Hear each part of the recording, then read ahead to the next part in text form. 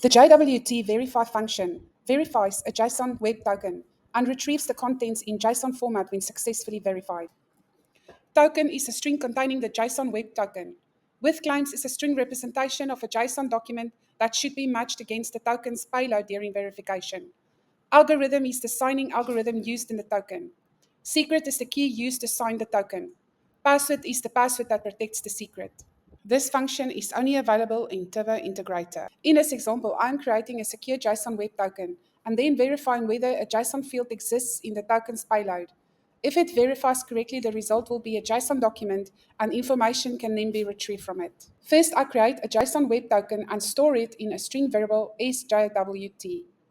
I define a string variable s with claims, which will be used to claim what should be expected in the payload of the token.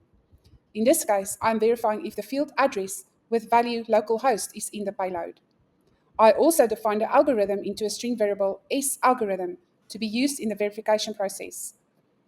I use the JWT verify function to verify the token against the provided secret, password, algorithm, and claims. I store the result in the string variable sjwt verify, which will be a JSON document if the token is valid, and the payload contains address with localhost, with a verified algorithm and secret.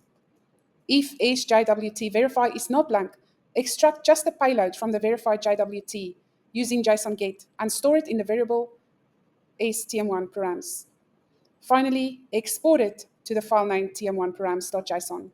Let's run the process and then view the file.